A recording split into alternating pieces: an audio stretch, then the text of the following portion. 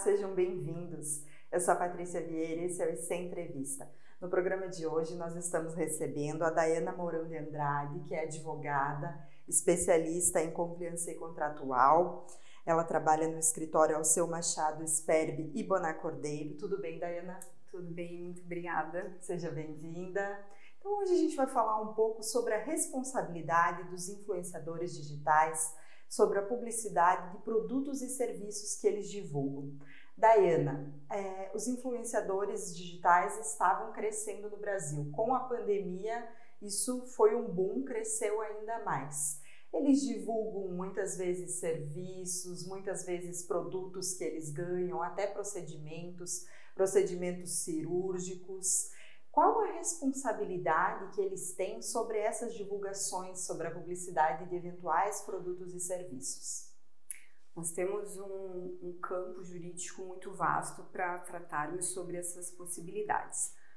O que nós temos hoje são decisões pontuais, mas elas não são suficientes para que nós possamos afirmar categoricamente a responsabilidade desses influenciadores. Sim. Nós conseguimos fazer paralelos com outras formas de divulgações, como propagandas televisivas, em que o apresentador ele oferece um produto.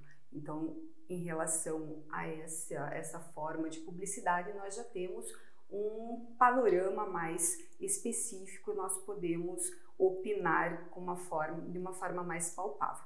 Em relação aos influenciadores digitais, o que nós podemos dizer por hora é que a área de estudo ainda é muito grande e que há um grande dinamismo em relação a essa possibilidade de publicidade. Correto. No Brasil, o influenciador digital não é considerado uma ocupação formal. Então, como responsabilizá-los se não existe essa formalidade? Ainda que não seja uma atividade formal, é uma atividade socialmente reconhecida e que essa pessoa exerce de uma forma habitual e ela obtém ganhos financeiros por essa atividade. Essa influência dos seus seguidores, que normalmente envolve um estilo de vida, sempre tem meios de atrair esses seguidores, essas pessoas que acabam consumindo esse conteúdo de uma forma muito envolvente, muito natural. Então, o judiciário, fazendo uso da legislação disponível, seja ela consumerista ou até mesmo a responsabilidade civil vinculada ao direito civil em si, acaba adaptando conceitos para que o seguidor, a pessoa, o consumidor, que dependendo da relação não vai ser propriamente o Código de Defesa do Consumidor o aplicável, faz com que esse consumidor ele não fique desamparado, ainda que não haja uma legislação específica para esse profissional que está de uma certa forma informal. Perfeito. E existe um órgão, alguém assim como nos meios de comunicação de massa, em relação à publicidade oficial, existe um órgão que fiscalize esses influenciadores, aquilo que eles divulgam, ou é somente o consumidor, quando se sente lesado, que faz uma denúncia? Não tem um órgão oficial, até por se tratar de uma atividade que não é reconhecida.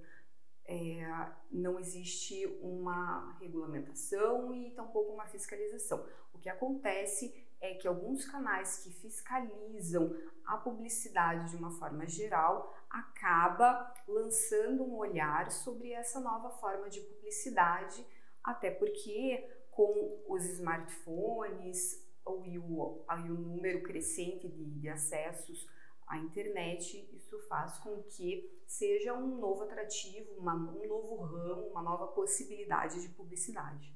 Como você falou, os influenciadores eles acabam divulgando um estilo de vida, acabam divulgando muitas coisas, até cirurgias, como muitas vezes banalizando isso, e de repente não é para todo mundo. Existem muitos casos na justiça brasileira envolvendo processos relacionados às divulgações dos influenciadores? Veja que o influenciador, até pela terminologia, ele acaba sendo muito envolvente, e quando há essa identidade entre o seguidor e a pessoa que está produzindo esse conteúdo, esse influenciador, ele exerce um poder de decisão, de escolha, ele torna aquele produto, aquele serviço mais atrativo porque existe um aval. Às vezes é um produto que não é conhecido, ou de uma empresa que não é reconhecida, mas se uma pessoa que já tem uma reputação avaliza, então ele cria essa sensação de confiança. Sim. E esse aval é que faz com que o influenciador digital possa ser responsabilizado acaso haja algum dano para esse seguidor que passa a ter um viés de consumidor, e quando não há uma relação pessoal entre o influenciador e esse seguidor que com viés consumidor, ele acaba respondendo por outro instituto que não o Código de Defesa do Consumidor, que é a responsabilidade civil em si, de uma forma objetiva, independentemente de culpa, justamente pela influência que ele causou. Em alguns casos, o influenciador ele faz parcerias com marcas, né? Em alguns casos, acredito que exista um contrato formal daquilo que ele divulga, em outros não. As marcas, elas acabam sendo responsabilizadas também?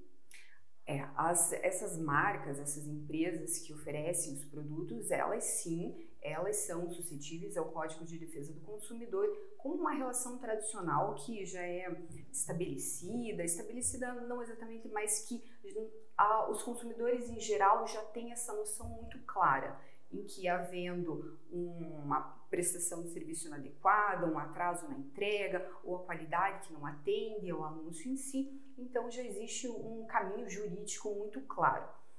Em se tratando do influenciador, é que existe essa possibilidade ainda de exercitar outros mecanismos jurídicos para responsabilização ou não, mas em relação ao fornecedor em si, a empresa que contratou esse influenciador, ele sim é passível de responsabilização e de uma forma muito mais clara à luz do Código de Defesa do Consumidor. E claro, né, Dayana, que aqui nós não estamos generalizando, existem influenciadores muito responsáveis por aquilo que divulgam, que realmente aí se informam e se cercam de todos os trâmites legais para fazer suas divulgações. Mas para aquele consumidor que se sentir lesado por aquilo que ele viu, ele admira lá o seu influenciador, ele acabou adquirindo um produto ou realizando um serviço, fazendo um procedimento estético, uma cirurgia, ele se sentiu lesado. Qual é o primeiro passo? Todos os cuidados antes de uma aquisição, é sempre bom pesquisar quem está oferecendo, ainda que esse influenciador ele seja bastante confiável e que haja essa identidade. Sim. Que é justamente o que traz, né, a vontade de adquirir esse bem ou esse serviço. Veja que o seguidor que se sentir lesado, o primeiro passo é procurar um auxílio profissional para verificar quais são os pontos em si, qual a expectativa, exatamente o que aconteceu, para ver se existe essa possibilidade e se ela é cabível em relação ao influenciador, ao prestador do serviço ou a empresa que finalmente fez essa tratativa direta com o consumidor, que seria uma relação entre fornecedor e consumidor, mas é fundamental que, além dos cuidados habituais, que haja a busca por uma assessoria jurídica adequada para analisar caso a caso, porque a noção geral nós podemos passar, que foi o que nós conversamos aqui, mas sim, a orientação específica para cada caso necessita de um atendimento personalizado por um profissional. Então, lembrando, quando precisarem, o primeiro passo é buscar uma orientação profissional. E obrigada, Dayana, pelas informações. Eu que agradeço. Obrigada pela entrevista. Lembrando você também que nós também somos responsáveis por aquilo que nós consumimos, por tudo. Então, por mais que a gente admire alguém, um influenciador, uma pessoa pública, mas também a gente sempre deve buscar se informar e antes de consumir um produto, um serviço ou fazer algum procedimento. Obrigada. Obrigada a você. Lembrando mais uma vez que nós ainda estamos vivenciando a pandemia de coronavírus. A questão de saúde ainda é a nossa questão mais importante. Eu e a Dayana só tiramos as máscaras para gravar a entrevista, mas use máscara, mantenha o distanciamento social e fique em casa sempre que possível. Até a próxima. Obrigada. Tchau, tchau.